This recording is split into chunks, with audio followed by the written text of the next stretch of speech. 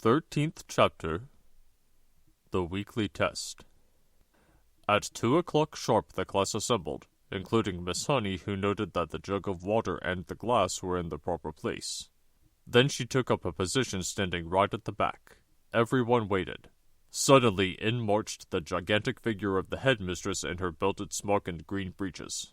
Good afternoon, children. Good afternoon, Miss Trunchbull. The headmistress stood before the class, legs apart, hands on hips, glaring at the small boys and girls who sat nervously at their desks in front of her. Not a very pretty sight. Her expression was one of utter distaste, as though she were looking at something a dog had done in the middle of the floor. What a bunch of nauseating little wats you are. Everyone had the sense to stay silent. It makes me vomit to think that I am going to have to put up with a load of garbage like you in my school for the next 6 years. I can see that I'm going to have to expel as many of you as possible as soon as possible to save myself from going round the bend. She paused and snorted several times. It was a curious noise. You can hear the same sort of thing if you walk through a riding stable when the horses are being fed. I suppose your mothers and fathers tell you you're wonderful. Well, I am here to tell you the opposite, and you'd better believe me. Stand up, everybody! They all got quickly to their feet. Now put your hands out in front of you. And as I walk past, I want you to turn them over so I can see if they are clean on both sides. The Trunchbull began a slow march along the rows of desks, inspecting the hands. All went well until she came to a small boy in the second row. What's your name? Nigel. Nigel what? Nigel Hicks. Nigel Hicks what? The Trunchbull bellowed. She bellowed so loud she nearly blew the little chap out of the window. That's it, unless you want my middle names as well. He was a brave little fellow, and one could see that he was trying not to be scared by the Gorgon who towered above him. I do not want your middle names, you blister. What is my name? Miss Trunchbull. Then use it when you address me. Now then, let's try again. What is your name? Nigel Hicks, Miss Trunchbull. That's better. Your hands are filthy, Nigel. When did you last wash them? Well, let me think. That's rather difficult to remember exactly. It could have been yesterday, or it could have been the day before. The Trunchbull's whole body and face seemed to swell up as though she were being inflated by a bicycle pump. I knew it. I knew as soon as I saw you that you were nothing but a piece of filth. What is your father's job, a sewage worker? He's a doctor, and a jolly good one. He says we're all so covered with bugs anyway that a bit of extra dirt never hurts anyone. I'm glad he's not my doctor. And why, might I ask, is there a baked bean on the front of your shirt? We had them for lunch, Miss Trunchbull. And do you usually put your lunch on the front of your shirt, Nigel? Is that what this famous doctor father of yours has taught you to do? Baked beans are hard to eat, Miss Trunchbull. They keep falling off my fork. You are disgusting! You are a walking germ factory. I don't wish to see any more of you today. Go and stand in the corner on one leg with your face to the wall. But, Miss Trunchbull... Don't argue with me, boy, or I'll make you stand on your head. Now do as you're told. Nigel went. Now stay where you are, boy, while I test you on your spelling to see if you've learnt anything at all this past week. And don't turn round when you talk to me. Keep your nasty little face to the wall. Now then, spell right. Which one? The thing you do with a pen or the one that means the opposite of wrong? He happened to be an unusually bright child, and his mother had worked hard with him at home on spelling and reading. The one with the pen, you little fool. Nigel spelled it correctly, which surprised the Trunchbull. She thought she had given him a very tricky word, one that he wouldn't yet have learned, and she was peeved that he had succeeded. Then Nigel said, still balancing on one leg and facing the wall, Miss Honey taught us how to spell a new very long word yesterday. And what word was that? The Trunchbull asked softly. The softer her voice became, the greater the danger, but Nigel wasn't to know this. Difficulty. Everyone in the class can spell difficulty now. What nonsense. You are not supposed to learn long words like that until you are at least 8 or 9. And don't try to tell me everybody in the class can spell that word. You are lying to me, Nigel. Test someone, Nigel said, taking an awful chance. Test anyone you like. The Trunchbull's dangerous glittering eyes roved around the classroom. You, she said, pointing at a tiny and rather daft little girl called Prudence. Spell difficulty. Amazingly, Prudence spelled it correctly and without a moment's hesitation. The Trunchbull was properly taken aback. Huh. And I suppose Miss Honey wasted the whole of one lesson teaching you to spell that one single word? Oh, no, she didn't. Miss Honey taught it to us in 3 minutes, so we'll never forget it. She teaches us lots of words in 3 minutes. And what exactly is this magic method, Miss Honey? I'll show you. Piped up the brave Nigel again, coming to Miss Honey's rescue. Can I put my other foot down and turn round, please, while I show you? You may do neither. Stay as you are and show me just the same. All right, said Nigel, wobbling crazily on his one leg. Miss Honey gives us a little song about each word, and we all sing it together, and we learn to spell it in no time. Would you like to hear the song about difficulty? I should be fascinated, the Trunchbull said in a voice dripping with sarcasm. Here it is.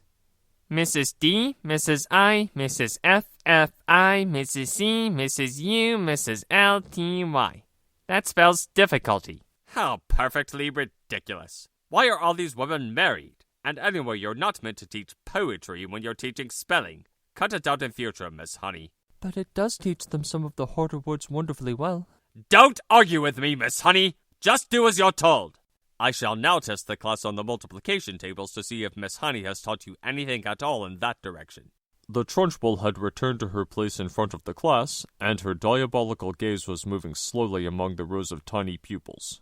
You! She barked, pointing at a small boy called Rupert in the front row. What is 2 sevens? 16, Rupert answered with foolish abandon. The Trunchbull started advancing slow and soft-footed upon Rupert in the manner of a tigress stalking a small deer. Rupert suddenly became aware of the danger signals and quickly tried again. It's 18. 2 sevens are 18, not 16. You ignorant little slug! You witless weed! You empty-headed hamster! You stupid glob of glue! She had now stationed herself directly behind Rupert, and suddenly she extended a hand the size of a tennis racket and grabbed all the hair on Rupert's head in her fist. Rupert had a lot of golden-colored hair. His mother thought it was beautiful to behold and took a delight in allowing it to grow extra long. The Trunchbull had as great a dislike for long hair on boys as she had for plaits and pigtails on girls, and she was about to show it. She took a firm grip on Rupert's long golden tresses with her giant hand, and then, by raising her muscular right arm, she lifted the helpless boy clean out of his chair and held him aloft. Rupert yelled. He twisted and squirmed and kicked the air and went on yelling like a stuck pig, and Miss Trunchbull bellowed, 2 sevens are 14! 2 sevens are 14! I am not letting you go till you say it! From the back of the class, Miss Honey cried out, Miss Trunchbull, please let him down! You're hurting him! All his hair might come out! And well it might if he doesn't stop wriggling. Keep still, you squirming worm! It really was a quite extraordinary sight to see this giant headmistress dangling the small boy high in the air, and the boy spinning and twisting like something on the end of a string and shrieking his head off. Say it! Say 2 sevens are 14! Hurry up or I'll start jerking you up and down and then your hair really will come out and we'll have enough of it to stuff a sofa. Get on with it, boy! Say 2 sevens are 14 and I'll let you go. Oh, snap it! 14! Gasped Rupert, whereupon the Trunchbull, true to her word, opened her hand and quite literally let him go. He was a long way off the ground when she released him, and he plummeted to earth and hit the floor and bounced like a football. Get up and stop whimpering. Rupert got up and went back to his desk, massaging his scalp with both hands. The Trunchbull returned to the front of the class. The children sat there hypnotized. None of them had seen anything quite like this before. It was splendid entertainment. It was better than a pantomime, but with one big difference. In this room there was an enormous human bomb in front of them which was liable to explode and blow someone to bits any moment. The children's eyes were riveted on the headmistress. I don't like small people. Small people should never be seen by anybody. They should be kept out of sight in boxes like hairpins and buttons. I cannot for the life of me see why children have to take so long to grow up. I think they do it on purpose. Another extremely brave little boy in the front row spoke up and said, But surely you were a small person once, Miss Trunchbull, weren't you? I was never a small person. I have been large all my life and I don't see why others can't be the same way. But you must have started out as a baby. Me? A baby? How dare you suggest such a thing? What cheek! What infernal insolence! What's your name, boy? And stand up when you speak to me. The boy stood up. My name is Eric Ink, Miss Trunchbull. Eric what? Ink. Don't be an ass, boy. There's no such name. Look in the phone book. You'll see my father there under Ink. Very well, then. You may be Ink, young man, but let me tell you something. You're not indelible. I'll very soon rub you out if you try getting clever with me. Spell what? I don't understand. What do you want me to spell? Spell what, you idiot? Spell the word what? W-O-T. Eric said, answering too quickly. There was a nasty silence. I'll give you one more chance, the Trunchbull said, not moving. Ah, yes, I know. It's got an H in it. W-H-O-T. It's easy. In 2 large strides, the Trunchbull was behind Eric's desk, and there she stood, a pillar of doom towering over the helpless boy. Eric glanced fearfully back over his shoulder at the monster. I was right, wasn't I? You were wrong! In fact, you strike me as the sort of poisonous little pockmark that will always be wrong. You sit wrong. You look wrong. You speak wrong. You are wrong all around. I will give you one more chance to be right. Spell what? Eric hesitated. Then he said very slowly, It's not W-O-T, and it's not W-H-O-T. Ah, I know. It must be W-H-O-T-T. Standing behind Eric, the Trunchbull reached out and took hold of the boy's 2 ears, one with each hand, pinching them between forefinger and thumb. Ow! Ow, you're hurting me! I haven't started yet, the Trunchbull said briskly. And now, taking a firm grip on his 2 ears, she lifted him bodily out of his seat and held him aloft. Like Rupert before him, Eric squealed the house down. From the back of the classroom, Miss Honey cried out, Miss Trunchbull, don't! Please let him go! His ears might come off! They'll never come off. I have discovered through long experience, Miss Honey, that the ears of small boys are stuck very firmly to their heads. Let him go, Miss Trunchbull, please! You could damage him, you really could! You could wrench them right off! Ears never come off. They stretch most marvelously like these are doing now, but I can assure you they never come off. Eric was squealing louder than ever and pedaling the air with his legs. Matilda had never before seen a boy, or anyone else for that matter, held aloft by his ears alone. Like Miss Honey, she felt sure both ears were going to come off at any moment with all the weight that was on them. The word what is spelled W-H-A-T. Now spell it, you little wart. Eric didn't hesitate. He had learned from watching Rupert a few minutes before that the quicker you answered, the quicker you were released. W-H-A-T spells what? Still holding him by the ears, the Trunchbull lowered him back into his chair behind his desk. Then she marched back to the front of the class, dusting off her hands one against the other like someone who has been handling something rather grimy.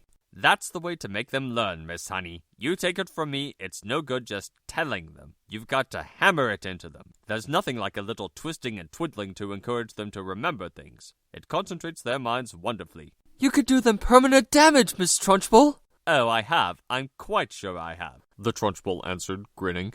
Eric's ears will have stretched quite considerably in the last couple of minutes. They'll be much longer now than they were before. There's nothing wrong with that, Miss Honey. It'll give him an interesting pixie look for the rest of his life. But, Miss Trunchbull... Oh, do shut up, Miss Honey. You're as wet as any of them. If you can't cope in here, then you can go and find a job in some cotton wool private school for rich brats. When you have been teaching for as long as I have, you'll realize that it's no good at all being kind to children. Read Nicholas Nickleby, Miss Honey, by Mr. Dickens. Read about Mr. Wackford Squeers, the admirable headmaster of Dotheboys Hall. He knew how to handle the little brutes, didn't he? He knew how to use the birds, didn't he? He kept the backside so warm you could have fried eggs and bacon on them. A fine book, that.